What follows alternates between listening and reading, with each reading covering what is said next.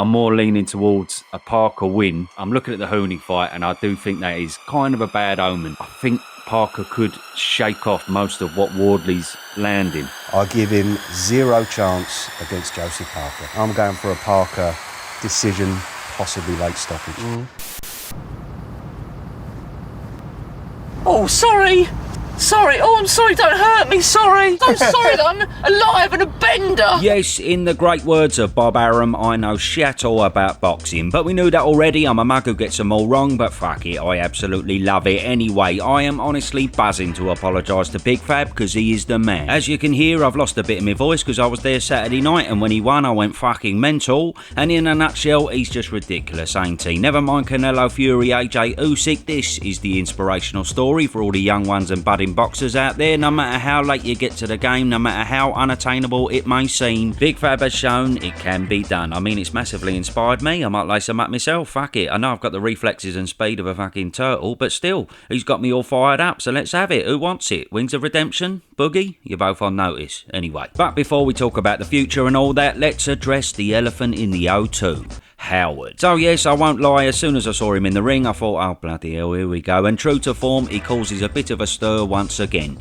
By the by, old Frank and Fury certainly didn't think it was an early stoppage. And the referee did the right thing, and Tyson said the same thing as what I said.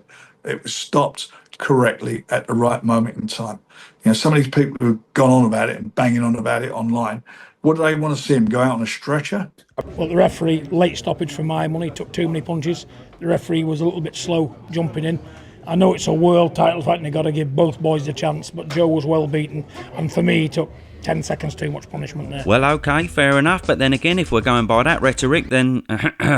Hello? And let's be honest, old Tyson was in a much more dazed state, but just imagine if this had been stopped. They'd have gone absolutely loopy. Anyway, look, for me, I've been toing and throwing about it, but I'm probably about 60-40 in favour of it being a tad unfair on Joe. But I just wouldn't really go screaming and shouting about it, if you know what I mean. In Joe's defence, first of all, he was ahead, and much like Groves back in the day, you could say he deserved the chance to continue on that basis. Two, although a lot of shots were raining down, there didn't seem to be a great deal landing flush, and he was still able to defend himself. 3, Joe is notoriously tough, as we know, but then 4, and this is the big debate for me, yes, there were a lot of unanswered punches in this flurry from Fabio, but then Joe tries to throw a few punches back right here. So although there were unanswered punches previously, does that not kind of reset in a way because Joe has thrown back and clearly tried to mount an attack? I mean, you tell me. Then Fabio throws a few more punches that don't really land, and then it was stopped, and well, Joe showed a lot of emotion, even pushing Foster, which is not normally like him, which tells you he did have his wits about him to carry on. But as I say, I think it's a tricky one because there was a fuckload of punches coming his way, and at times they did make Joe look a little bit vulnerable.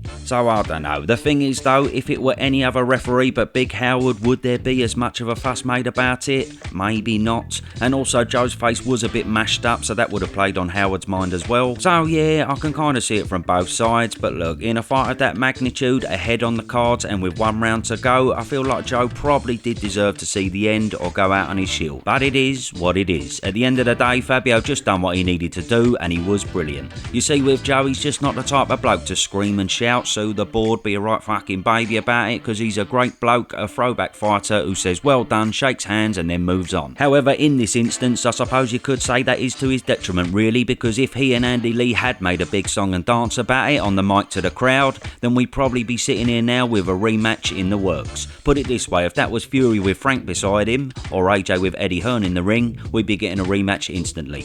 But instead, this is the real man that Parker is. As you can see, it was tough. It went back and forth.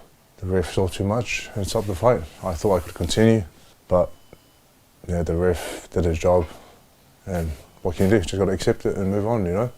Congratulations to my opponent for the fight he put on and getting the win. Absolute legend. It is just so refreshing. Boxing should be like this all the time. You win some, you lose some, and anyway, he's got great fights out there still to be had, so bring it on. Now, whether you agree or not, there just ain't much narrative for a rematch, so yes, Big Fabs is looking at the Mount Everest of the sport, baby. He's on the vinegar stroke right now, and the future is very bright. but how did so many of us get it wrong? Well, I've heard a lot of people mention Joe's weight going into this fight, and yes, in hindsight, he probably could have been a bit more nimble at a lower weight, maybe a bit faster and more fleet-footed. In fact, it wouldn't be a shock to see him drop a few pounds for his next fight, but that is all just hindsight. The main issue for me was that Joe saw the Justice Hooney blueprint on how to beat Fabio, and just based on experience and longevity in the game, he always was going to be the better boxer of the two, but instead he got a bit greedy at times, maybe looking to make a bit of a statement to lure in Usyk, and this ultimately ended up putting him right where Fabio wanted him, in a big fat dirty dogfight. And you know what, I'm telling you now, nobody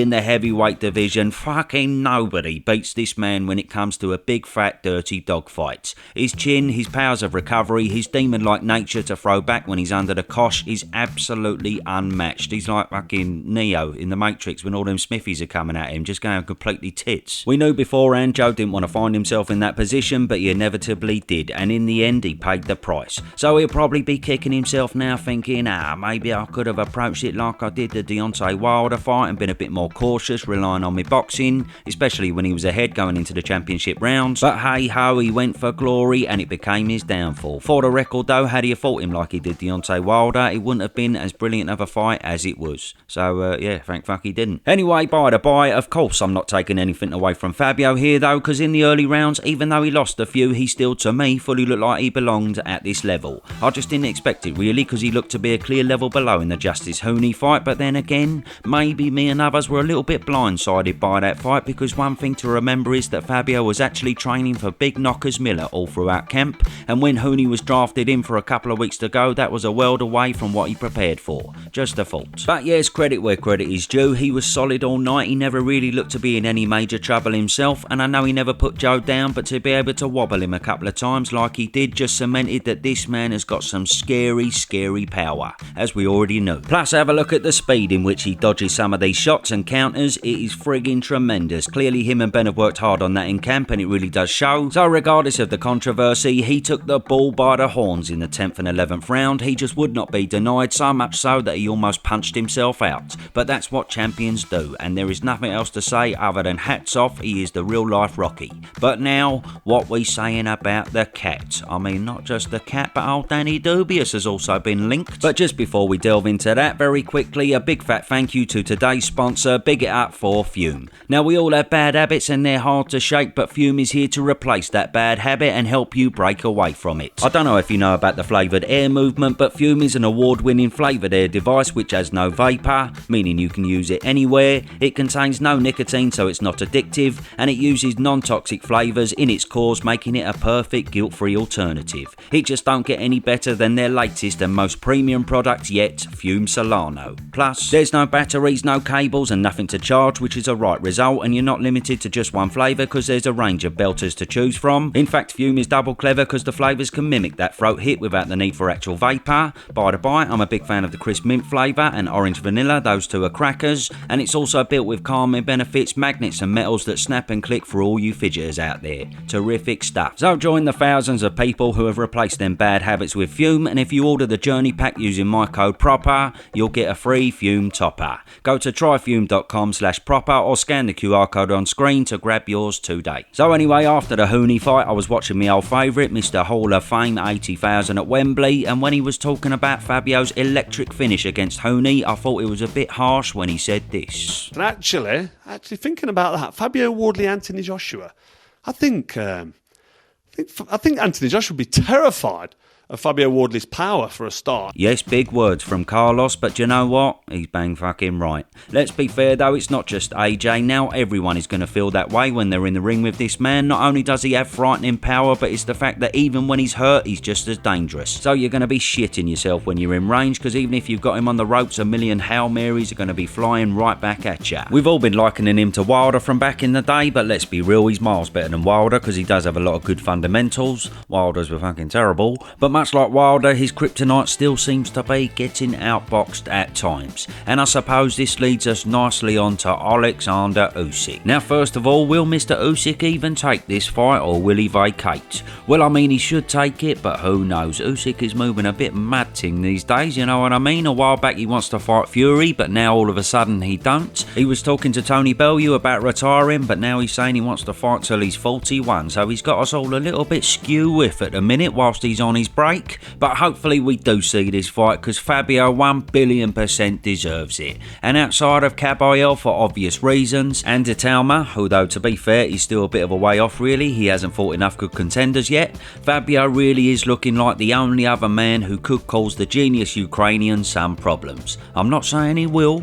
Obviously Usyk is special, although I am bang scared of going against him again. Imagine how big that apology video would be, fucking hell. But yes, I am saying with this man's speed, power and the dog in him, you would be a fool to say that he doesn't stand a chance. To me, he stands a better chance than everyone else in the division currently. In fact, this may be controversial to some, but I'd even put him above Caballero in regards to having a chance of beating Usyk. Caba's a pucker fighter, but I just think he might be a bit slow to catch Usyk clean, whereas Fabio and Italma are both quick enough to land the one that he don't see coming. I will say one thing though, do you think Usyk's up against the ropes when Fabio's unloading like Joe was? Easy bollocks, he's over the other side of the ring after just 2 or 3 of them shots. So anyway, because of this man's IQ and the fact that Fabio still is prone to losing rounds against clever boxers, of course it is a monumental ask for the Ipswich lad. But he will give it everything he's got, so fuck it, go for glory. By the way, I see Ade say it in his video, these two might need to go separate ways soon, bruv. That's a fight for the future that's too good to miss. Someone's gonna have to make a big decision soon, I reckon. And finally, Frank's gonna have to make a big decision as well, because if Usyk does vacate, or for whatever reason he goes another direction, these two could also be on a collision course as well. And imagine how much carnage this would be. That's just boxing porn, isn't it? Fucking hell. Again, naturally, Dubois could be the better boxer, and his jab is as simply as good as it gets, which is bound to cause Fabio all sorts of problems. But I have to refer back to Carlos Frocos in regards to this fight, because although he was talking about AJ, in this case, Dubious is the one likely to be terrified if he were to take one smack bang on the button from Fabio. Danny Boy is wicked, don't get me wrong, but as we saw in the Usyk fight recently, unfortunately when he's hurt, them demons still seem to be on his shoulder. I can just easily picture these two duking it out and Fabio countering with a showstopper, then relentlessly finishing it off as he always does. Dubois can outbox him, but the question is, does he have the discipline to do that for the full 12 rounds? I just don't know. Anyway, I can't say enough good things about the man. He's absolutely blinding. A rare breed that just will not be denied. Don't forget, join the thousands of people who have replaced them bad habits with Fume, and if you order the Journey Pack using my code PROPER, you'll get a free Fume topper. Go to tryfume.com/proper or scan the QR code on screen to grab yours today.